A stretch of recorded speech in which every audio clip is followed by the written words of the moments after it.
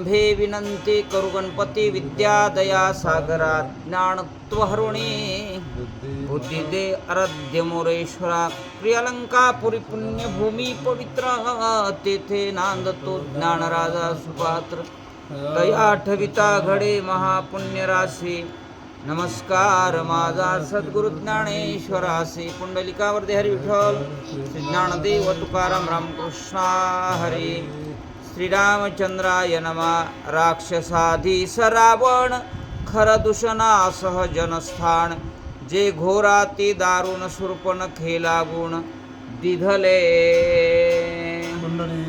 विठ्ठल श्री ज्ञानदेव तुकाराम रामकृष्ण हरी राक्षसाधीश रावण खरदूषणासह जनस्थान जे घोराती दारुण शूर्पणखे लागून दिधले.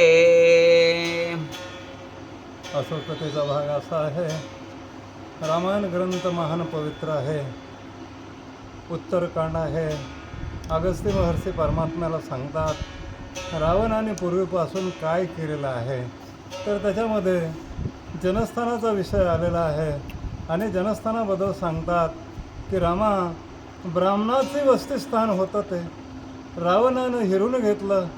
रावणाने पराभव केला आणि त्याची बहिणी सुरूपनखा ती फार बलाढ्य होती. तिला खरदूषण तृष्णा हे तिघं भाऊ होते. ह्या आपल्या परिवाराला ब्राह्मणाचं राज्य हिसकावून घेऊन पराभवित करून त्याने त्या ठिकाणी आपलंच राज्य बळकावलं, राक्षसाचं राज्य केलं. अशा अगस्त्य महर्षी परमात्मा रामाला म्हणू लागलेले आहे. मग पाहताची निज मंदिर प्रवेशला दशशीर कनक प्रभा तेज अपार रत्न वैदुर्य खांबो खांबी. काय सांगावं रामा, ज्या राज्यामध्ये स्वर्णाचं नगर आहे, ज्या राज्यामध्ये सुवर्णाच्या भिंती आहेत, ज्या राज्यामध्ये स्वर्णाचे घरं आहेत, अशा स्वर्णाचं नगर बघितलं आणि त्याच्यामध्ये स्वतः आपणच त्यांनी प्रवेश केला.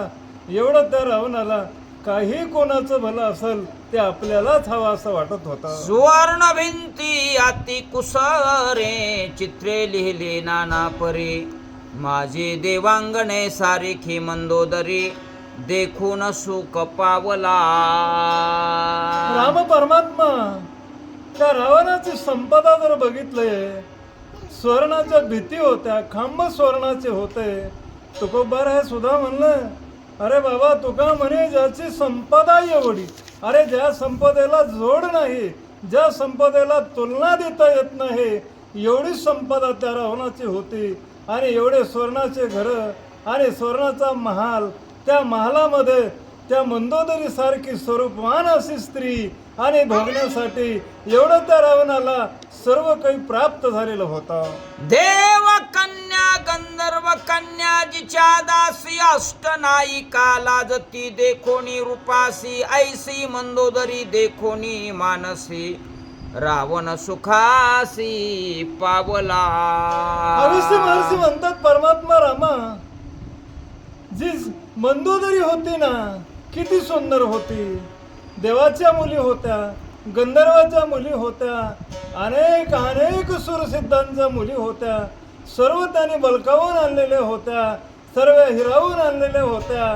त्यांच्या तुलनेचा जर विचार केला तर त्या मंदोदरीपेक्षा कितीही त्या कमी दर्जाच्या होत्या. एवढी मंदोदरी सुंदर आणि अशी सुंदर मंदोदरी, असं वैभव संपन्न असलेलं ते महाल, त्याकडे बघून रावण सुखी झाला, आनंद वाटलेला आहे. कनकाची या मंचकावरी सेज रचली सुमणे करी विंजना विजिते एकी नारी एकी विडिया पैदेती. म्हणून लागले रामा परमात्मा, त्या रावणाला काय कमी होतं विचार केला असता तर राहिला घर महाल सोन्याचा तर होता, पलंग सुद्धा राहण्याकरता स्वर्णाचा होता, गादी सुद्धा कितीतरी बिछाना होता, वरी फुलाच्या शेजा होत्या. आणि अशा गादीवर फुलाच्या शेजेवर रावण असणारा सुख भोगत होता, महालामध्ये राहत होता. एवढा वैभवानं, एवढ्या सुखानं तो नांदत असताना तरी काय झालं त्याच्याबद्दल सांग. हे घी चरण प्रक्षाळिती एकी संवाहन करीती, एकी अंगी चंदन चर्चिती, एकी दाविती दर्पण. रावणाची किती व्यवस्थेसाठी किती लोक होते. राम परमात्मा एका पलंगावर तो शयन करत होता. त्या पलंगावर त्याच्या एक बाई पाया, एक स्त्री, एक देवांगना समजा पाय दाबण्यासाठी, एक हातात दाबण्यासाठी, एक अंगाला चंदन लावण्यासाठी, काही कोणती औषधी लावण्यासाठी, कोणी वारं घालण्याकरता, असं प्रत्येक स्त्री त्या रावणाच्या हाताखाली काम करत होत्या. एवढ्या वैभवानं, एवढ्या सत्तेनं, एवढ्या संपदेनं कितीतरी तो सुखरूप होता. तरी पण त्यांना काय दुर्बुद्धी निर्माण झाली हे अगस्त्य महर्षीला सांगायचं. ऐसे मयासुराचे दुहिता रत्न, रावणाचे ग्रहमंडन, देखोनी सुखावला दशानन, नावे कथेथे क्रमी येले. अगस्त्य महर्षीने किती कलाकुसरीनं बोलले भाऊ. असं मयासुराचं कन्या रत्न, जे मयासुराचं दुहिता रत्न. दुहिता म्हणजे काय सांगावं. दुहिता म्हणजे जे काय असणारं आपल्या असणारं मयासुर आहे, त्याच्या पत्नीचं असणारं रत्न आहे. अशा प्रकारचं ते रत्न. आणि त्या मयासुरानं काय केलं, त्या रावणाला दिलं. आणि ते रावणाने महालामध्ये बघून सुखरूप अवस्थेमध्ये कितीतरी राज्य करू लागला, रममान होऊ लागलेला आहे. तदनंतर राक्षस राज निघाला निकुंबळे, उजू पहावया ज्येष्ठ आत्मजो, मेघनाद नाम ज्याचे. म्हणू लागले महर्षी, रामा रामा एवढ्या सुखामध्ये समाधानामध्ये राज्य करत असताना त्यावेळेस रावण निघाला आणि निकुंबळेच्या ठिकाणी गेला. निकुंबळेच्या ठिकाणी त्याचा थोरला मुलगा जे इंद्रजित नावाचा होता, तो तिथं राहत होता. त्याचं काय चाललंय हे बघण्याकरता तो तिकडं निघालेला आहे. तावयरीकडे इंद्रजिते मांडिले अभिचार, हो माते शुक्राचार्य गुरु तेथे यज्ञ क्रियेते संपादी. निकुंबळेच्या ठिकाणी राम परमात्मा त्या इंद्रजितानं अभिचार नावाचा यज्ञ मांडलेला आहे. आणि त्या यज्ञाचा करता दैत्य गुरु शुक्राचार्य होते. आणि तिथं ते यज्ञाचा प्रारंभ सुरू झालेला आहे. यज्ञ चालू आहे. आणि तो असा वाईट वाईट यज्ञ तो इंद्रजित नावाचा पुत्र रावणाचा करू लागला. समस्त यज्ञ संपूर्ण झाला, पूर्णाहुतीचा समय आला, तव अकस्मात रावण प्रवेशला, तया भवना माझारी. अहो रामा रामा, अगस्त्य महर्षी म्हणतात त्या इंद्रजिताचा परिपूर्ण यज्ञ झाला, सिद्धीला गेला.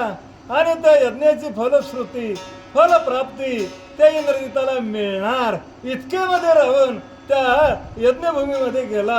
आणि आपलं हे रामायण यज्ञभूमीमध्येच आहे. हे जे आहे ती यज्ञभूमी पवित्र आणि पावन आहे. ती जे यज्ञभूमी अपवित्र आहे, फार असणारी वाईट आहे. वाईटासाठी ते यज्ञ करत आहे. हे आपला यज्ञ आपल्या जे महाराजांनी केला ना, त्यावेळेस असणारा भल्यासाठी केला, जगाच्या कल्याणासाठी केला, असा हा पवित्र भाग आहे. आणि त्याच्यामध्ये रामायण एक पवित्र आहे. आणि तुम्ही सर्व सेवा करतायत, हे सुद्धा पवित्र काम आहे. अशा प्रकारचं ही कथाच पवित्र आहे, कथाच त्या ठिकाणी वंदनीय आहे, असं श्री गुरु अगस्त्य महर्षी म्हणतात. पाहत पाहत दशानन पुढे देखिला महायज्ञ देते बैसला इंद्रजित आपण, दैदिप्यमान तेजस्वे. रावण बघत बघत बघत बघत पुढे चाललेला आहे. चालत असताना इंद्रजित आहे, तो यज्ञ करत आहे आणि यज्ञाच्या काठेला बसून आहुती टाकत आहे. हे ते रावणाने बघितलं. आणि रावणाने बघून काय विचार करतो आहे का, चिर कृष्णांजिनांबर कमंडलू माता जटाभार, भस्म चर्चित सर्व शरीर नेत्रारक्त जाज्वल्य. त्या इंद्रियानं काय केलेलं आहे, वस्त्र असं जीर्णलेलं आहे, सोहळा नेसलेला आहे आणि अंगाला सर्व अंगानं भस्म लावलेलं आहे, जटा धारण केलेलं आहे, किती सोंग घेतलेलं आहे. साधूचं सोंग घेऊन कितीतरी त्या ठिकाणी कपिष्ट असलेला ऋषीमुनी असावं असा वेश धारण करून यज्ञासाठी आहुती टाकू लागले. ऐसे देखोनी स्वसुतात रावण बोलता झाला त्याते आगाये वस्ता कोण कर्मात काय कारणे आरंभिले. रावणाने बघितलं, अरे अरे म्हणलं आपलं लेकरू एवढं का तपस्या करतात, आपल्या सारख्या राजा महाराजाला हो. काय अडचण आहे, या जगामध्ये अडचणच नाही आपल्याला, आणि हे लेकरू काय बेजार होतंय. अरे वत्सा, अरे वासरा, का तू बेजार होतोयस, काय तुझी उत्कंठा आहे, तुझ्या मनामध्ये काय अपेक्षा आहे ते मला तू सांग, हा रावण म्हणू लागलेला आहे. गवन उत्कंठा मनी वर्त तसे तुझ लागोनी सांगावी गायेच क्षणी काया वाचा मानसा. रावण बोलू लागला स्वतः इंद्रजिताला, अरे लेकरा, तुझ्या मनामध्ये कोणती उत्कंठा आहे, काय अपेक्षा आहे, कोणतं तुझं असणारी कामना आहे ती तू मला सांग, आणि काया वाचा मनानं तू काही कोणता संकोच धरू नको मला सांगण्यासाठी, ते तू मला सांग, मी तुझी इच्छा पूर्ण करतो. ऐसे वचन लंकेश वदला मग शुक्राचार्य सांगता झाला ऐकरा या यज्ञ आरंभिला महत्कार्य साधावया. रावण असा प्रश्न करतो, इंद्रजित बोलत नाही. शुक्राचार्य देवगुरु दैत्य गुरु होते, ते बोलू लागले, राजा तुझ्या पुत्राचं काय मानस आहे, यज्ञ कशासाठी आरंभ केलेला आहे मी तुला सांगतो, जरा सावधान आहे का समज. 6 यज्ञ पूर्ण झाले 7व्या माहेश्वर यज्ञाते सिद्धी पावविले संपते समयी आगमन केले तुवा राक्षस चुडामणे. शुक्राचार्य म्हणू लागले रावणाला, राजा 6 यज्ञ परिपूर्ण झालेले आहेत, आणि हा 7वा माहेश्वर नावाचा यज्ञ आहे, हाही यज्ञाचा असणारा शेवट परिपूर्ण झाला, आणि या संपत्ती वेळेला तुझं चुडामणी असा राक्षस, दैदिप्यमान असा राक्षस तुझं आगमन झालेलं आहे राजा, मी तुला सांगतो म्हणतात. 7 यज्ञ कोणते म्हणसी तुझे पुत्रे केले त्यासी मी सांगत असे जी परियसे अनुक्रमे नामे त्यांची. शुक्राचार्य बोलू लागले रावणाला, तुम्हाला असं वाटेल राजा की 7 यज्ञ कोणते गेले तुमच्या पुत्रानं, तर त्या पहिल्यापासून एक एक यज्ञाचं नाव मी तुम्हाला सांगतो, तुम्ही लक्ष देऊन ऐका आणि ध्यानातही ठेवा, असं शुक्राचार्य म्हणू लागले. अग्निष्टोम स्वमेध बहुस्वर्ण यज्ञ प्रसिद्ध याचकाशी अवरोध भुरी दक्षिणा समयी. अग्नी स्वराज्य नावाचा यज्ञ केला, होय. आणि त्याच्यामध्ये काय व्हावं की त्या यज्ञापासून कितीतरी स्वर्ण प्राप्त व्हावं, आणि त्या यज्ञामध्ये स्वर्णही दान करावं, आणि याचकानं पुरं म्हणेपर्यंत एवढं सोनं दान द्यावं, असा जो यज्ञ होता तो पहिल्या क्रमांकाचा होता.